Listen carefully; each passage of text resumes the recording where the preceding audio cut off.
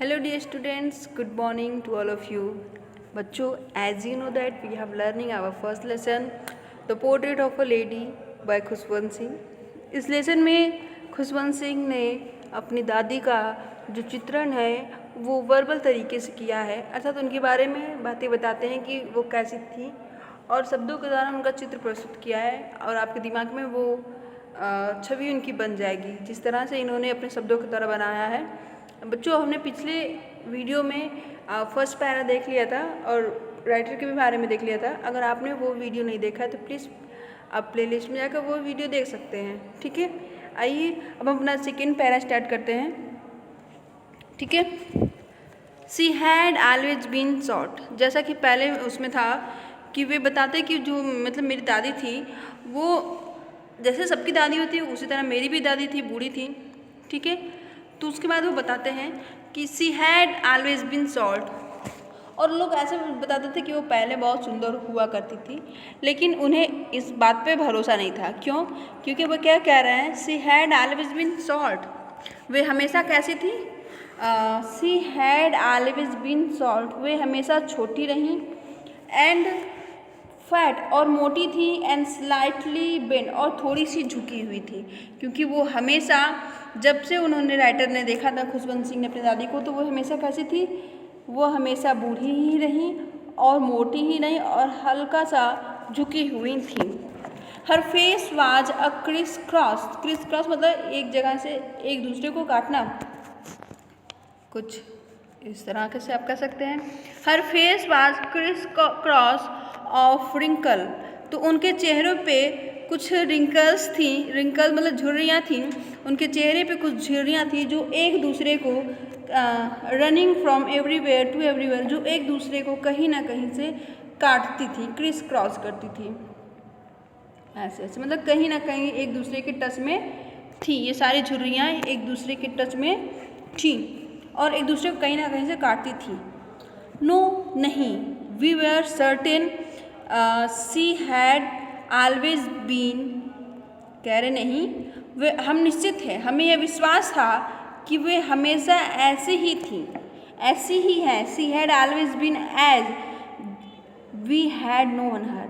मतलब जैसा कि हम उन्हें जानते हैं, जब से हमने उन्हें देखा है वो हमेशा वैसे ही थी. हमें यह विश्वास है, हमें यह विश्वास था कि हमने जब से उन्हें देखा है तब से वे वैसे ही हैं. ओल्ड, बूढ़ी थी. कैसी थी? बूढ़ी थी. सो टेरिबली ओल्ड. इतनी बूढ़ी थी कि that she could not have grown older. कि वो इतनी बूढ़ी थी कि और बूढ़ी नहीं हो सकती थी. And had stayed at the same age for 20 years. और वो 20 वर्ष तक, देखिए, एंड हैड स्टेड और रुकी रही, एट द सेम एज उसी अवस्था में, फॉर 20 ईयर्स 20 वर्षों से. और वो इतनी बूढ़ी थी कि और बूढ़ी नहीं हो सकती थी.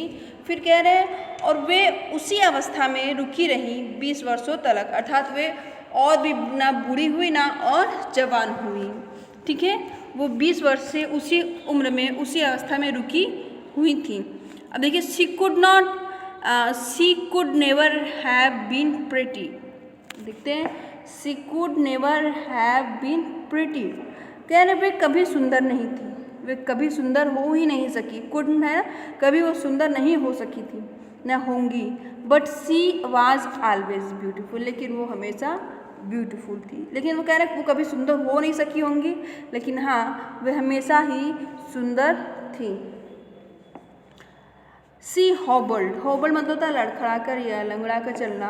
About the house. अपने घरों में वो लंगड़ा कर चलती थी. इन स्पॉटलेस वाइट. देखिए, इन स्पॉट मतलब वे स्पॉट मतलब धब्बा होता है. स्पॉटलेस मतलब बिना धब्बे बिना दाग के, अर्थात बिना धब्बे वाले कपड़े, सफ़ेद मतलब सफ़ेद रंग का बिना धब्बे वाले कपड़ों को पहनकर वे घर में लंगड़ा कर चलती थी. कैसे चलती थी? One hand resting on her waist. अपने एक हाथ को, देखिए इमेज बना रहे हैं उनका, अपने एक हाथ को अपने कमर पर रखते हुए, to balance her stoop. Stoop मतलब कुबड़. अपने कुबड़ को संतुलित करने के लिए अपने एक हाथ को वो अपने कमर पर रखती थी. एंड अदर, और अपने दूसरे हाथ को बीड्स मतलब मोतियों में ऑफ अ रोजरी, अपने माला,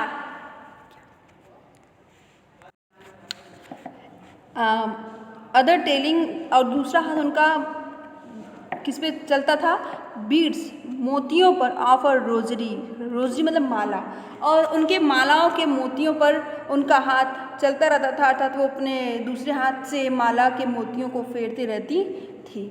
अब कह रहे हैं राइटर, हर सिल्वर लॉक, लॉक मतलब होता है बाल, जिसे आप चोटी भी कह सकते हैं, लेकिन यहाँ पे बाल से है, हर सिल्वर लॉक, उनके जो चांदी जैसे बाल थे, वेर स्कैटर्ड, स्कैटर्ड मतलब फैले हुए थे, बिखरे हुए थे, अनटाइडली, अनटाइडली मतलब होता है अव्यवस्थित ढंग से, अर्थात बेढंग से, ओवर हर पेल, उनके पीले, पकड़ फेस, पकड़ मतलब झुर्रियों वाले चेहरे पे, उनके पीले और झुर्रियों वाले चेहरे पे उनके जो चांदी जैसे बाल थे वो बेढंग तरीके से या अव्यवस्थित तरीके से फैले हुए थे, बिखरे हुए थे।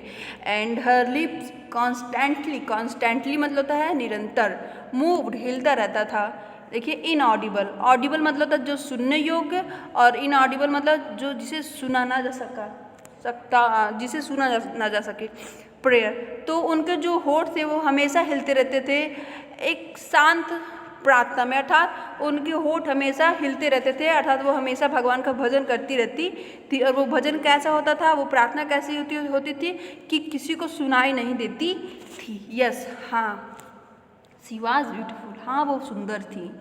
She was like the winter landscape, landscape मतलब होता है प्राकृतिक दृश्य जो होता है, प्राकृतिक सौंदर्य होता है, प्राकृतिक छटा जो होती है, ठीक है।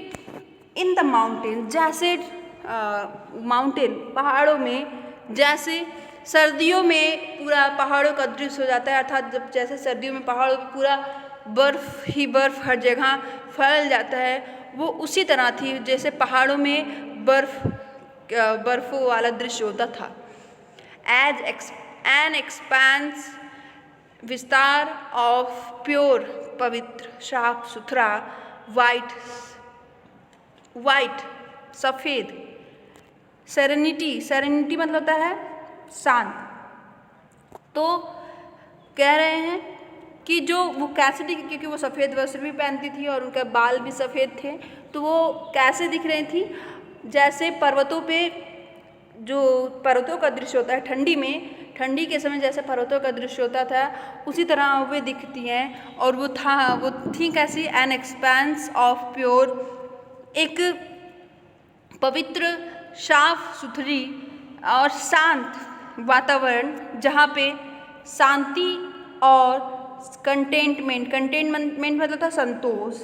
और वे कैसे थी, जो पवित्र, श्वेत, सफ़ेद, शांत, ये जो पहाड़ी वाला दृश्य था वो फैला हुआ था उस तरह से। फिर देखिए, she was like the winter landscape in the mountains and expense of pure white serenity.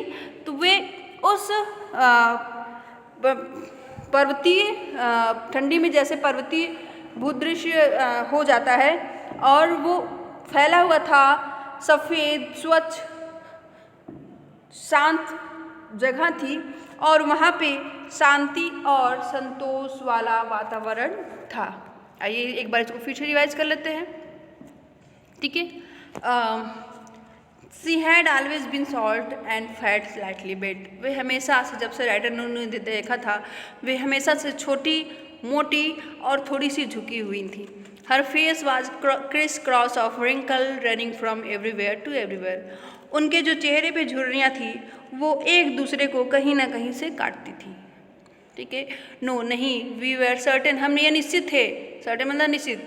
C had always been as, वे हमेशा ऐसे ही थी। वी हैड नोन हर, जब से हम जानते हैं तब से वो ऐसे ही थी।